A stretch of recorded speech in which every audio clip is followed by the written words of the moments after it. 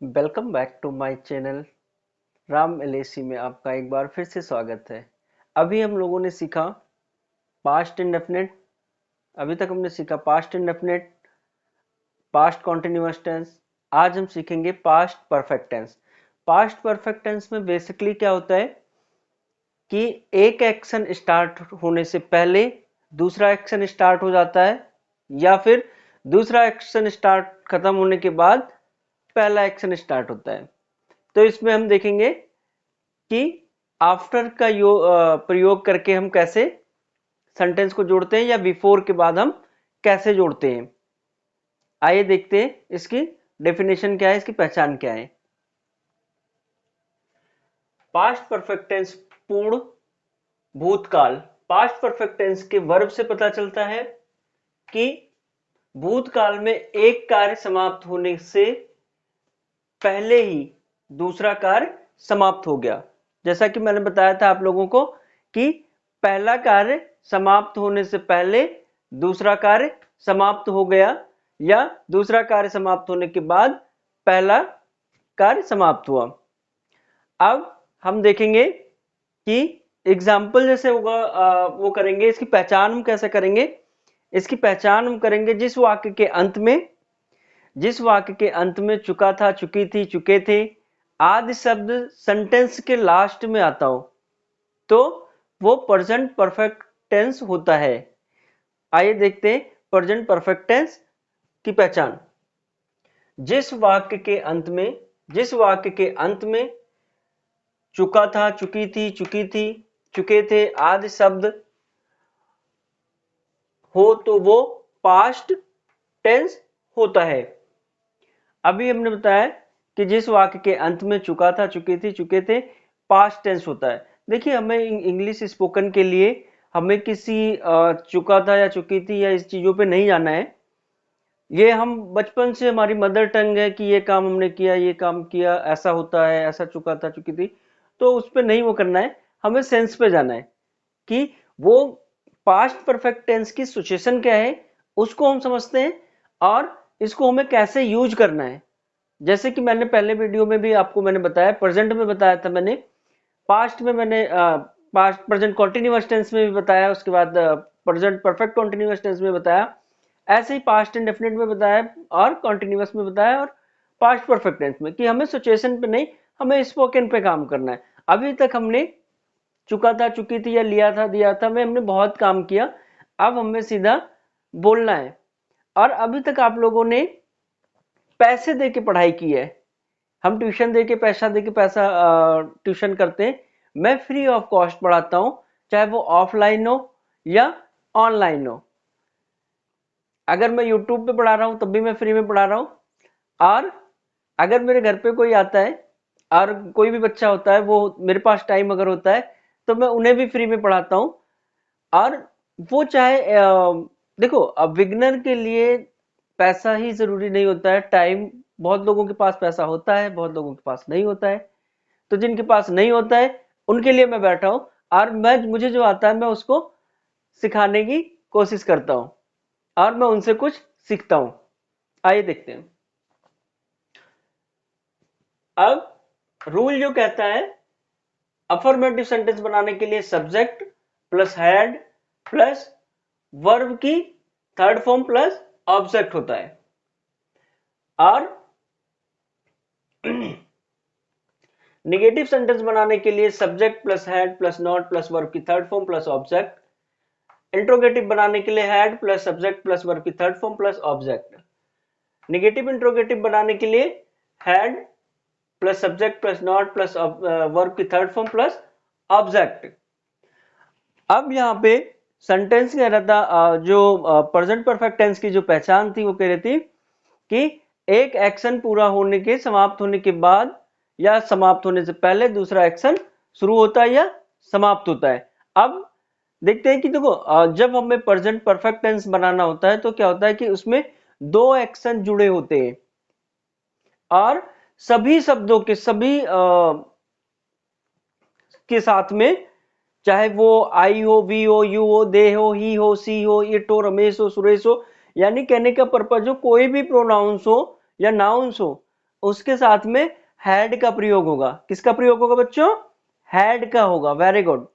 Had का प्रयोग होता है, जैसे कि हमने पास्ट इंडेफिनिट में सीखा था कि सभी सब्जेक्ट के साथ में वर्ब की सेकंड फॉर्म यूज होती है। इसमें सभी सब्जेक्ट के साथ में हैड का प्रयोग होता है और वर्ब की थर्ड फॉर्म लगती है। बच्चों मैं आपको एक चीज और बता देता हूं। देखो चाहे वो बिगनर हो, लर्न कर रहे हो, या बेसिक लर्न कर रहे हो, या एडवांस लेवल पे कर रहे हो, मैं अगर सीखना चाहेंगे तो मतलब सभी चीजों के लिए छोटी छोटी चीजें मैंने इसमें ऐड की हैं और समझेंगे। देखो हम अगर हमारे अंदर सेंस आ गया, समझ गए हमें चीजों को, तो हमें कितना भी छोटा सेंटेंस होगा या कितना भी बड़ा सेंटेंस होगा, हम उसको बना लेंगे इजिली। आए देखते हैं। और मैंने बताया कि जैसे सभी चीजों में हम पहले क्या यूज करते थे? हाँ, वेरी गुड, वेरी गुड। हाँ, पास्ट इंडेफिनिट में हमने सभी के साथ में क्या यूज किया था? आई वी। एक बार अगर आप लोग कहेंगे तो मैं उसे भी कहूंगा। पास्ट इंडेफिनिट टेंस के साथ में सभी के साथ हमने यूज किया था हाँ वर्ब की सेकेंड फॉर्म। क्या यूज किया था? वर्ब की सेकेंड फॉर्म यूज किया था। और पास्ट परफेक्ट टेंस के साथ में हम I we you they he she it Ramesh Suresh Mahesh जो भी नाउन आता है या प्रोनाउन आता है उसके साथ में हम हैड यूज करेंगे हेल्पिंग वर्ब के साथ, और वर्ब की थर्ड फॉर्म यूज करेंगे। क्या यूज करेंगे? Third form. Very good. Actually क्या होता है कि देखो पास्ट इंडेफिनिट में और पास्ट परफेक्ट टेंस में बहुत ज्यादा कंफ्यूजन होती है। उसी कंफ्यूजन को दूर करने के लिए मैं ये वीडियो आप लोगों के लिए कर रहा हूं, आप लोगों को ये सेशन दे रहा हूं। ऑफलाइन वाले तो यहाँ पे इजिली समझ आते हैं, लेकिन जो यूट्यूब वगैरह पे देखते हैं या ऐसे, देखो मैं भी सभी तरह से देखता रहता हूँ वीडियो। तो कोई कहता है 10 मिनट में मैं सिखा दूंगा, कोई कहता है 2 मिनट में मैं सिखा दूंगा। मैं कहता हूँ कि मैं गारंटी लेता हूँ कि 10 मिनट 5 मिनट या ऐसे बिना, देखो किसी भी as the knowledge as a language के तौर पे बिना किसी चीज में डीपली घुसने में, जब तक हम किसी सब्जेक्ट में या किसी चीज में डीपली नहीं घुसेंगे तब तक वो चीज हम कभी बोल नहीं सकते। हो सकता है कि हमारे अंदर नॉलेज हो, दुनिया की कोई भी ताकत नहीं सिखा सकता हमें कोई भी लैंग्वेज। और दूसरा क्या है, मेरे कहने का पर्पज है कि as the language only one for practice, speaking speaking speaking. मैंने जैसे कि पहले भी वीडियो में मैंने बोला कि जो जिसका काम है वही वो उस पर परफेक्ट होगा। कहने का पर्पज है हमने सारी चीजें सीख ली हैं और हमने टेंसेस सीख लिया, एडजेक्टिव एडवर्ब नाउन प्रोनाउन सब कुछ सीख लिया, लेकिन अगर हम बोलेंगे नहीं तो हम कभी भी लैंग्वेज नहीं सीख पाएंगे। हम जो देखो जिसे इंग्लिश नहीं आती है, माय मदर टंग हिंदी, हम लोग हिंदी में बात करते हैं, बट रीजन क्या होता है कि मेरे कहने का पर्पज है कि जैसा देश वैसा भेष। जहां पे मान लो एक मेजोरिटी इंग्लिश की है और उस मेजोरिटी में हम हिंदी बोलने वाले पहुंच जाते हैं, तो क्या होता है लोग कई बार होता है वो हीन भावना से देखते हैं, अरे मजाक उड़ाते हैं, अरे मुझे तो इंग्लिश आती है नहीं, इंग्लिश नहीं आती है, अरे यार हिंदी में बात कर रहे हैं देखो यार कैसे। तो मेरे कहने का पर्पज है, मैं किसी चीज की बुराई नहीं कर रहा, अगर आप लोगों को लगता है कि बुराई कर रहा हूं तो सॉरी, बट यही सच्चाई है। कहने का पर्पज है कि हम एटलीस्ट इतना होना चाहिए कि जिस एरिया में जिस सिचुएशन में हो उस सिचुएशन को हम एक्सेप्ट।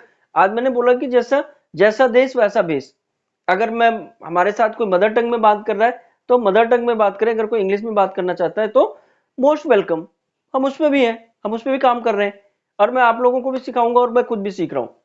आइए देखते हैं। अब यहाँ पे कहता है कि दो सेंटेंस को जुड़ता है। फर्स्ट क्या कह रहे हैं कि पास्ट परफेक्ट टेंस वर्ब से पता चलता है कि भूतकाल में एक काम के समाप्त होने से पहले दूसरा कार्य समाप्त हो जाता है। अब इसको हम बनाएंगे कैसे? यहां पे प्रेजेंट जो फर्स्ट सेंटेंस हमारा जो होगा वो हम पास्ट परफेक्ट टेंस में बनाएंगे और उसको हम बिफोर से जोड़ेंगे। किससे जोड़ेंगे? बिफोर से जोड़ेंगे। Very good. और सेकेंड सेंटेंस जो होगा वो हमारा सिंपल पास्ट टेंस में करेंगे। अगर हमें बिफोर से जोड़ना होगा तो हम सेंटेंस को पहले परफेक्ट में यूज करेंगे, फिर सिंपल पास्ट में करेंगे। अगर आफ्टर से होगा तो पहले पास्ट हम यूज करेंगे, पास्ट इंडेफिनिट, देन आफ्टर फिर पास्ट परफेक्ट टेंस यूज करेंगे। आइए देखते हैं कैसे। दोनों में देखो मैंने आफ्टर और बिफोर दोनों के यूज बताए हुए हैं, सिर्फ समझने की जरूरत है। अगर हम समझ गए तो हमें कभी भी लाइफ में पास्ट परफेक्ट टेंस में कंफ्यूजन नहीं होगी, पास्ट परफेक्ट टेंस और पास्ट इंडेफिनिट टेंस में। आइए देखते हैं। पास्ट इंडेफिनिट टेंस में क्या होता है कि एक्शन, एक एक्शन पूरा होता है। इसमें क्या होता है कि हमारे दो एक्शन स्टार्ट होते हैं, एक शुरू होता है एक खत्म होता है। आइए देखते हैं कैसे। उसके आने से पहले, उसके आने से पहले मैं खा चुका था या खा लिया था। अब देखिए यहां पे कह रहा है फर्स्ट सेंटेंस जो हमारा है वो पास्ट परफेक्ट में बनेगा।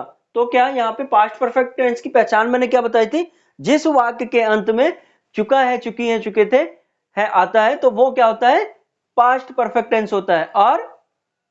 और पास्ट इंडेफिनिट टेंस की क्या पहचान होती है, हाँ हाँ, वेरी गुड, जिस वाक्य के अंत में लिया था, दिया था, गया था, ई थी, गी थी, ऐसे वर्ड आते हो सेंटेंस के लास्ट में, तो वो पास्ट इंडेफिनिट होता है। जिस वाक्य के अंत में चुका था, चुकी थी आते, ऑलरेडी मैंने इस पे पढ़ाया हुआ है, ज्यादा डिस्कस करने की जरूरत नहीं है। सिर्फ आप लोगों को बताने के लिए मैं बीच बीच में बोलता रहता हूँ कि दोनों चीजें हमारी गेन होती रहे, जो हम भूले हुए हैं या भूल जाते हैं वो भी हमारी रिपीट होती रहे और हमारे माइंड में एक इम्प्रिंट बन जाए, जो कि हम इजिली कभी भी कोई किसी भी सिचुएशन में हम समझ सके और बोल सके।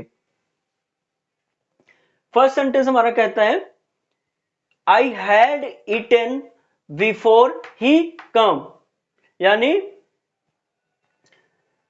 उसके आने से पहले मैं खा चुका था या मैंने खा लिया था। तो फर्स्ट हमारा जो बना ही हैड ईटन, ये हमारा पास्ट परफेक्ट टेंस में है। और ये जो हमने बिफोर से हमने इसको जोड़ा इस सेंटेंस को, और ही कैम उसके आने से पहले, यानी बिफोर ही कैम, ही कम उसके आने से पहले मैं खा चुका था। दूसरा सेंटेंस है वो उनके खाने से पहले खा चुका था या खा लिया था।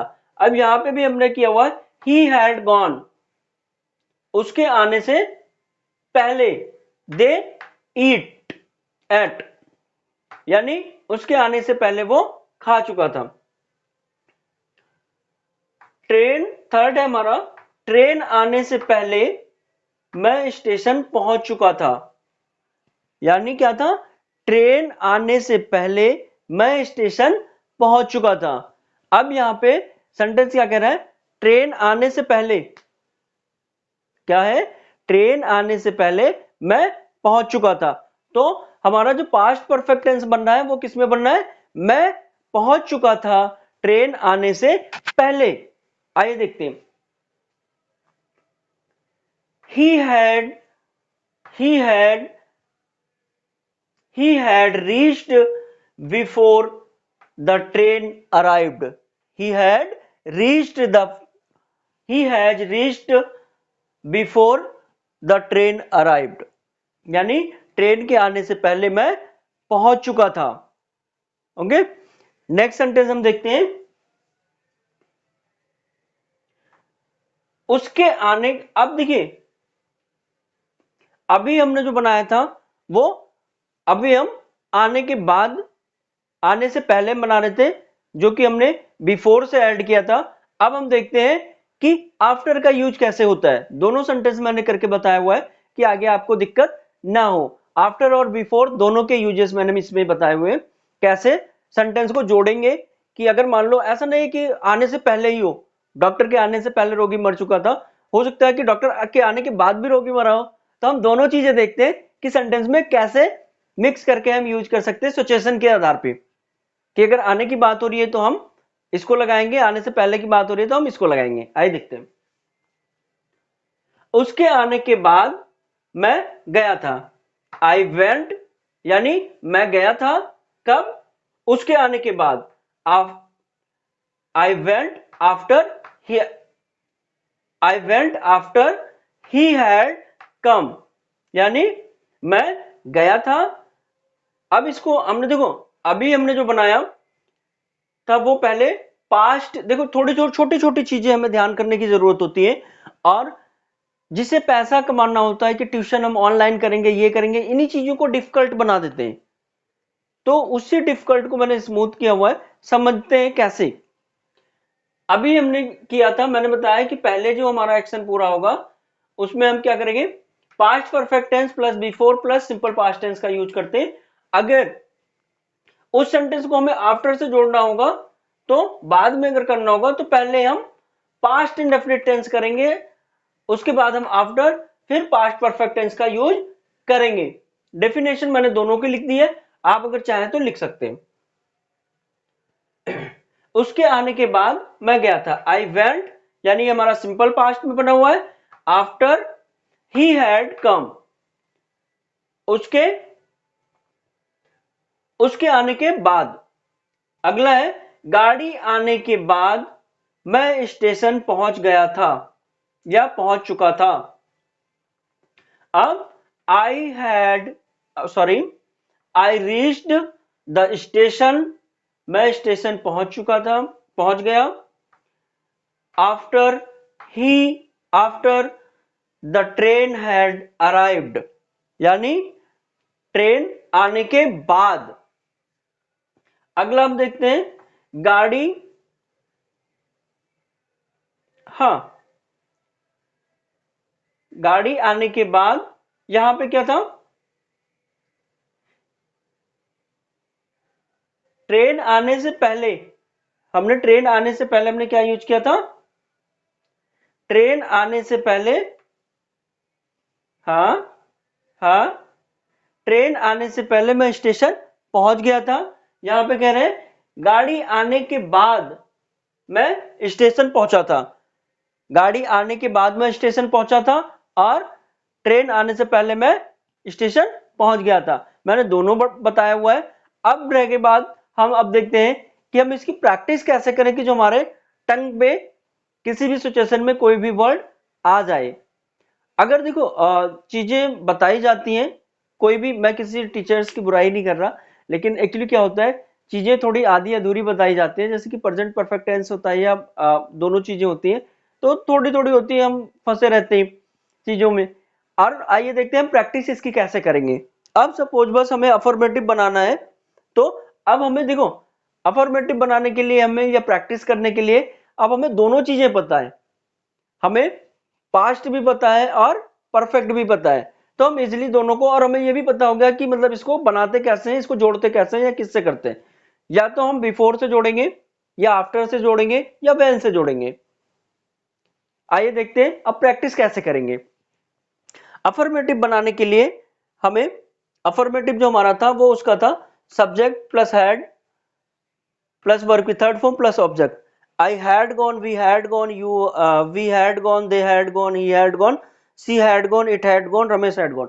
देखिए, अगर हम रिदम में प्रैक्टिस करेंगे तो हम वर्ड जो आएगा, कभी भी कोई सिचुएशन पड़ेगी, ना चाहते हुए भी हम बोलेंगे। मैं आप लोगों से हाथ जोड़ के रिक्वेस्ट करता हूं कि अगर आप सही में सच्चाई के साथ, पूरे डेडिकेशन के साथ अगर इंग्लिश सीखना चाहते हैं तो please please please speak, speak, बोलो।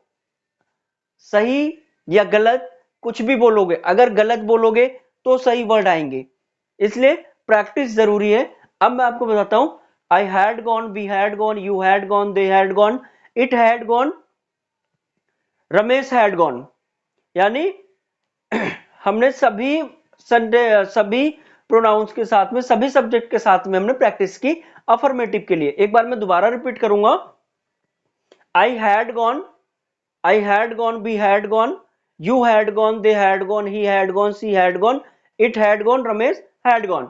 मेरे कहने का पर्पज है कि फर्स्ट टाइम हमें दिक्कत होगी, सेकंड टाइम हमें दिक्कत होगी, लेकिन थर्ड टाइम हमें दिक्कत नहीं होगी, चाहे वो स्पीकिंग की हो या मतलब प्रैक्टिस की बात हो या बोलने की बात हो, कैसे भी हो। फर्स्ट टाइम सेकंड टाइम हो सकता है गलती होगी, कोई दिक्कत नहीं, क्या फर्क पड़ता है। पहले भी गलती हम नहीं भी बोल रहे तब भी हम गलत कर रहे हैं, बोल के ही गलती करेंगे, क्या फर्क पड़ता है। बाकी इंग्लिश सीखने के लिए टांग खींचने वाले बहुत लोग बोलेंगे कि वो तो अंग्रेज है, अब अंग्रेजी बोलेगा मेरे सामने, तो हमें उन चीजों से दूर हटना है। जो अगर ऐसा बोलता है हमें उससे हटना है, जो हमें सिखाने वाला है हम उसके साथ रहते हैं। ओके, आइए देखते हैं हम निगेटिव कैसे बनाएंगे। निगेटिव बनाने के लिए हैड के बाद में हम नॉट का यूज करेंगे, बाकी सब कुछ सारी चीजें वही होंगी। I had not gone, you had not gone, we had not gone, they had not gone, he had not gone, she had not gone, it had not gone, Ramesh had not gone. अब हमने भी देखा negative के लिए, अब हम देखते हैं इंट्रोगेटिव कैसे बनाते हैं। इंट्रोगेटिव के लिए हम सब्जेक्ट के से पहले जो है वो हेल्पिंग वर्ब हैड का यूज करते हैं, जैसे कि had I gone, had we gone, had you gone, had they gone, had he gone, had she gone, had it gone, had Ramesh gone, had Suresh gone, या कुछ भी XYZ जो भी आता है। अब हम देखते हैं इंट्रोगेटिव निगेटिव कैसे बनाते हैं। निगेटिव इंट्रोगेटिव बनाने के लिए हमें सब्जेक्ट, पहले सब्जेक्ट होगा, उसके बाद हमारा पहले हेल्पिंग वर्ब होगा, फिर सब्जेक्ट होगा, फिर नॉट होगा, फिर वर्ब की थर्ड फॉर्म होगी। आइए देखते हैं प्रैक्टिस के लिए कैसे करते हैं।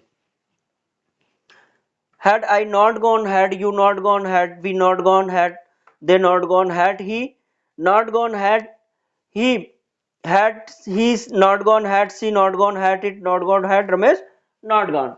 कहने का पर्पज मेरे ये है कि अगर हम कोशिश करेंगे तभी कुछ होगा, अगर नहीं करेंगे तो नहीं कुछ होगा। मेरे कहने का पर्पज है if it is good let it be more. अगर ये अच्छा है तो थोड़ा और अच्छा कर लेते हैं। अगर मैं जानता हूं कि जो चीजें मैंने बताई हो सकता है आप लोगों को आती हो, लेकिन अगर आती है तो और अच्छी बात है, प्रैक्टिस करेंगे तो और इंप्रूव हो जाएगा। अगर आप लोगों को वीडियो पसंद आती है तो प्लीज लाइक करें, शेयर करें, सब्सक्राइब करें। धन्यवाद।